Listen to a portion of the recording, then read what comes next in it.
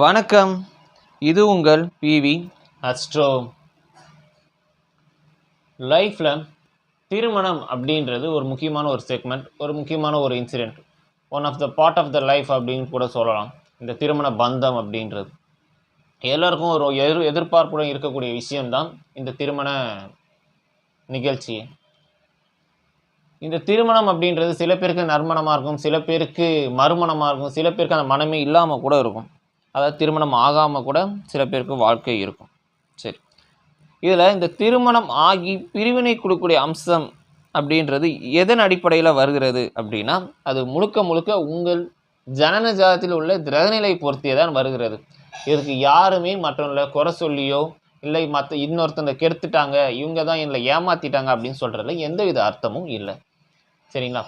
ஏன்னா நாம் செய்து வைத்த கர்மவினை நாம் அனுபவிக்கிறோம். அது நல்வினையாக இருந்தாலும் சரி, தீவினையாக இருந்தாலும் சரி, இதுதான் விஷயமே. ஸோ நம்மளோட பிறக்கும் இருக்கக்கூடிய ஜனன ஜாதகத்தில் உள்ள உங்கள் லக்கணத்துக்கு அந்த கிரக அமைப்பை பொறுத்து நடைமுறை தசாபுத்தியை பொறுத்தே நமக்கு நன்மையோ அல்லது தீமையோ நடைபெறுகிறது. சரிங்களா? சரி, இந்த வீடியோவில் ஒரு திருமண பிரிவினை அமைப்பை தான் பார்க்கலான்னு இருக்கும். ஏன் அவன் திருமண பிரிவினை கிடைச்சது, அவனுக்கு மறுவாழ்வு கிடைக்குமா கிடைக்காதா அப்படின்றத தெரிஞ்சுக்கலான்னு இருக்கும். ஸோ ஃபஸ்ட்டு ஸ்க்ரீனில் ஒரு ஜாதகம் வருது பாருங்கள். இது என்கிட்ட கன்சல்ட் பண்ண ஒருத்தரோட ஜாதகம் தான், அவனோட பர்மிஷன் கிட்ட தான் நம்ம போடுறோம். ஸோ ஸ்க்ரீனில் அந்த ஜாதகம் வருது பாருங்கள். இது ஒரு ஆணோட ஜாதக கட்டம் தான். இவர் பிறந்திருப்பது மீன லக்கணம், மீன ராசி, லக்கணத்தில் சந்திரன், 2ஆம் இடத்தில் சூரியன் புதன், 4ஆம் இடத்தில் சுக்கிரன் செவ்வாய் கேது, 5ஆம் இடத்தில் குரு, 10ஆம் இடத்தில் ராகு, 11ஆம் இடத்தில் சனி. அட் ப்ரெசென்ட் இருக்க நடைமுறையில் சூரிய திசையில் ராகு புத்தி ஓடிட்டு. சரி, இவர் என்கிட்ட கன்சல்ட் பண்ணக்கான காரணம் என்ன, முதல் திருமணம் நடந்து அது கோர்ட்டு கேஸ் வரைக்கும் போய் டிவோர்ஸ் ஆகி விவாகரத்தாகி பிரிஞ்சுட்டாங்க. இவர் கேட்டக்கூடிய கேள்வி என்னென்னா, மறுவாழ்வு உண்டா, செகண்ட் லைஃப்ன்றது ஒன்று இருக்கா? நம்ம யூடியூப் சேனலில் பார்த்து தான் நம்மகிட்ட கன்சல்ட்டிங் வாங்கி பேசினாங்க. சரி, இவருக்கு ஏன் ஃபஸ்ட் லைஃப் பிரேக்கப் ஆச்சுன்னு தெரிஞ்சுப்போம். அடுத்து 2ஆம் லைஃப் அமையுமா அமையாது, அது எப்படிப்பட்ட வாழ்க்கை அமையும் அப்படின்றதையும் பார்ப்போம். 7ஆம் இடம்ன்றது தான் வாழ்க்கை துணை, லைஃப் பார்ட்னர். ஆணாக இருந்தாலும் சரி, பெண்ணாக இருந்தாலும் சரி, ஆணுக்கும் பெண்ணுக்கும் ஒரே அமைப்பு தான். ஸோ அப்படிமா இந்த லக்கணத்து 7ஆம் அதிபதி அப்படின்றது யார் அப்படின்னா புதன். இந்த லக்கணத்து 7 கலஸ்தரஸ்தானாதிபதியும் அவர் தான், சுகஸ்தானாதிபதியும் அவர் தான், வாததாதிபதியும் அவர் தான்.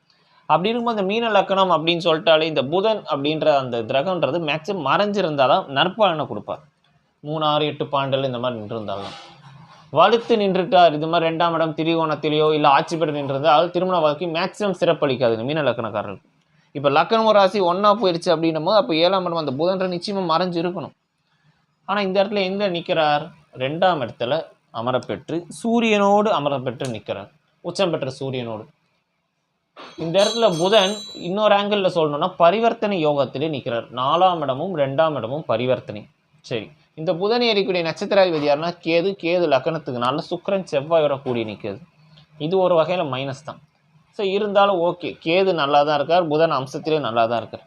ஆனால் இதில் என்ன விஷயம் அப்படின்னா புதன் இந்த இடத்துல பரிவர்த்தனை ஆனதுன்றது ஃபஸ்ட்டு மைனஸ். ஏன்னா மேக்ஸிமம் 7 அதிபதின்றது பரிவர்த்தனை ஆகக்கூடாது, அந்த அளவுக்கு சிறப்பு வராது. அதுவும் மேக்ஸிமம் இந்த மாதிரி கார்னர் உபயலக்கணக்கான பரிவர்த்தனை ஆகுதுன்றது மீண்டும் அந்த 4ஆம் இடத்துலேயே போய் அமரப்பெறக்கூடிய சூழ்நிலை தான்.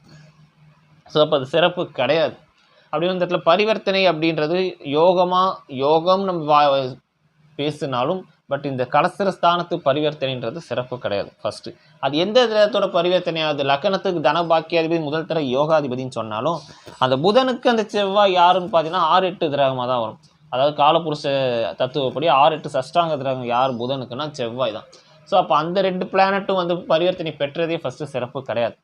2வது அந்த புதன் யாரோட கூடி நிற்கிறான்னு பாருங்க, சூரியனோட. உச்சம் பெற்ற சூரியன் அப்படின்னு இந்த இடத்துல சொன்னாலும் இந்த லக்கணத்துக்கு சூரியனே 6 ரோகாதிபதியாக தான் வரக்கூடியவர்.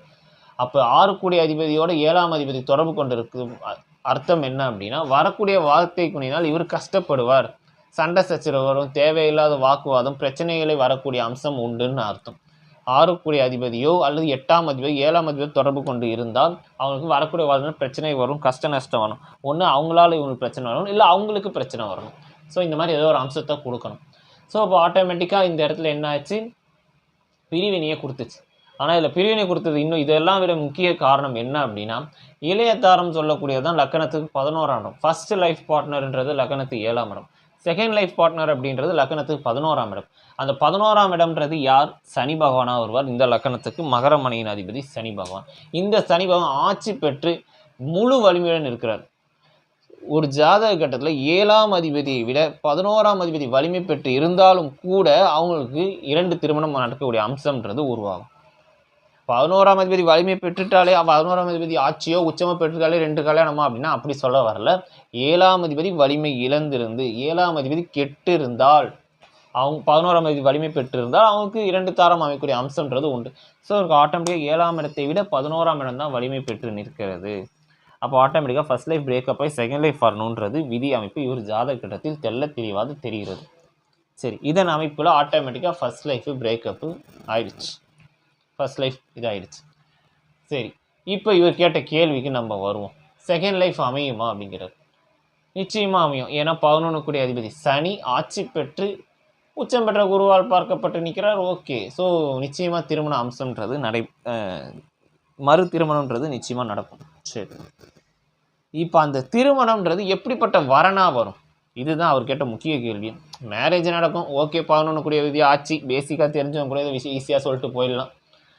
2 லைஃப் வரும்பா, 2ஆவது லைஃப் ஸ்ட்ராங்காக ஆட்சி பெற்றிருக்கு, ஆனால் நிச்சயமாக 2ஆவது கல்யாணம் நடக்கும். ஓகே, எப்படிப்பட்ட வரன், அதாவது எப்படிப்பட்டவனா அவன் கேரக்டர் எப்படி இருக்கும்ல இந்த இடத்துல சொல்ல வரல. ஆல்ரெடி அவங்களுக்கு கல்யாணம் ஆகி டிவோர்ஸ் ஆனவங்க வருவாங்களா, இல்லை புதுசாக கல்யாணம் ஆகக்கூடியவங்க வருவாங்களா, இல்லை கல்யாணம் ஆகி குழந்தை இருக்கவங்களாம் வருவாங்களா? இதுதான் நம்ம இந்த இடத்துல கண்டுபிடிக்க வேண்டிய ஒரு விஷயம். ஜோதிடத்தில் இதைத்தான் நம்ம ஆராய்ச்சி பண்ண வேண்டிய ஒரு விஷயம். ஏன்னா 11 கூடியது ஆட்சி பெற்றா, ஸோ 2 கல்யாணன்றது கன்ஃபார்மாக தெரிஞ்சிச்சு. ஃபர்ஸ்ட் லைஃப் அது பிரேக்கப் ஆயிடுச்சு, அப்போ 2ஆவது லைஃப் நிச்சயமாக வரும்ன்றதும் தெரிஞ்சிச்சு. வரக்கூடிய அந்த லைஃப் எப்படி இருக்கும் அதைத்தான் இந்த இடத்துல பார்க்கணும். இந்த இடத்துல 11 கூடிய அதிபதி சனி ஆட்சி பெற்று குருவால் பார்க்கப்பட்டிருப்பது சிறப்பு அப்படின்னு சொன்னாலும், அம்சத்தில் சனி சந்திரனோட நட்சத்திரம் பெற்று திருவோணம் 1ஆம் பாதத்தில் அம்சத்தில் சனி நீசம் பெற்ற நிலையில் இருப்பார். ஸோ அப்போ நிச்சயமாக இவருக்கு வாழ்க்கை இழந்த பெண்ணுக்கு தான் இவர் மறுவாழ்வு கொடுக்கக்கூடிய அம்சம் ஏற்படும். அது வாழ்க்கையை இழந்தவங்களோ, இல்லை விவாகரத்தானவங்களோ, இல்லை கணவனை இழந்தவர்களோ ஏதோ ஒரு வகையில் ஆல்ரெடி அந்த வரக்கூடிய பெண்ணுக்கும் முதல் வாழ்க்கை பிரிவினை கொடுத்துருக்கும். அந்த மாதிரி வரம் தான் இவருக்கு வரும். இதுதான் விஷயம். ஏன்னா நிறைய பேர் கேட்கக்கூடிய கேள்வி, 2 லைஃப் வரும்ன்றது ஓகே, அந்த 2ஆவது லைஃப் எப்படி வரும்? வரக்கூடிய அந்த இது ஆண் ஜாதி இதே விதி தான், பெண் ஜாதி இதே விதி தான். நிறைய பேர் கேட்கக்கூடிய கேள்வி தான், அந்த வரக்கூடிய வாழ்க்கை எப்படி இருக்கும்? அவங்களுக்கு மேரேஜ் ஆயிருக்குமா ஆயிருக்காதா, குழந்தை இருக்குமா இருக்காதா, அந்த மாதிரி கேள்வி தான் நிறைய இது கேட்கக்கூடியது. இது கமெண்ட்ல கூட சில 2-3 பேர் கேட்டிருந்தாங்க, கல்யாணம் குழந்தை இருக்கக்கூடிய அம்சம் யாருக்கு ஏற்படும்? இதே ஜாதகம் தான், ஒன்றும் இல்லை. இப்போ இந்த சனியோட எட்டக்கூடிய அஷ்டமாதிபதி தொடர்பு கொண்டு இருந்து இவர் உச்சம் பெற்ற நிலையிலையோ இல்லை 4, 7, 10 நின்றிருந்தார் அப்படின்னா இவருக்கு கல்யாணம் ஆகி குழந்தை இருக்கக்கூடிய அம்சத்துடன் பெண் வரக்கூடிய அம்சத்து உருவாகும். இதுதான் விஷயம். சரிங்களா? அல்லது இந்த 11 கூடிய அதிபதி 4, 7, 10ஆம் இடத்துல ராகு கேதோடு அமரப்பட்டிருந்தாலும் அவருக்கு வரக்கூடிய மறுவாழ்வுன்றது குழந்தையுடன் வரக்கூடிய அம்சத்தை கொடுக்க பெறும். சரிங்களா? இதுதான் விஷயமே.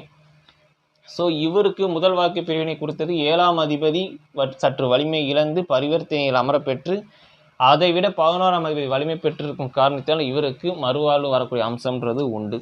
இது எப்போ சார் நடக்கும் அப்படின்னா, இவருக்கு சூரிய திசையில் இப்போ ராகு புத்தி, சூரியனில் குரு புத்தியில் நடக்காது. சூரிய திசையில் சனி புத்தியில் நிச்சயமாக திருமணம் நடக்கும். சூரிய திசையில் குரு புத்தியில் ஆக்சுவலி திருமணம் நடக்க வேண்டியது. ஏன்னா லக்னத்துக்கு 5ஆம் இடத்தில் அமர்ந்து குரு ஏறிக்கூடிய நட்சத்திராதிபதி சனி, குரு சனியை பார்க்குறா, குரு வாங்கி நட்சத்திராதிபதி சனி தான். ஸோ ஆக்சுவலாக அந்த இடத்துல நடக்கணும். ஏன் நடக்காது அப்படின்னு சொன்னதுக்கான காரணம் என்ன அப்படின்னா, இந்த இடத்துல குருவும் சந்திரனும் பரிவர்த்தனை 3ஆம் இடம் போகஸ்தானத்து 3க்கு 3இல் அமரப்பெற்று இருப்பதனால் அந்த குரு புத்தியில் நடக்கக்கூடிய அம்சம்ன்றது குறைவு. ஸோ அடுத்து வர சனி புத்தியில் நிச்சயமாக நடக்கும். சரிங்களா? ஸோ அப்போ இதுதான் இந்த ஜாதகத்தோட விஷயமே.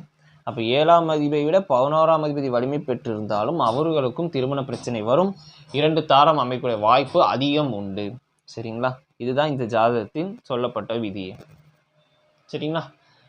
ஸோ நம் வாழ்க்கையில் உயர்வும் சரி தாழ்வும் சரி, நன்மையோ அல்லது தீமையோ, ஏற்றமோ அல்லது இறக்கமோ எல்லாமே நம் ஜாதகத்தில் உள்ள கிரகநிலை பொறுத்து தான் அமைகிறது. சரிங்களா? நாம் அடுத்த வீடியோவில் வேறொரு தலைப்புடன் சந்திப்போம். நன்றி, வணக்கம்.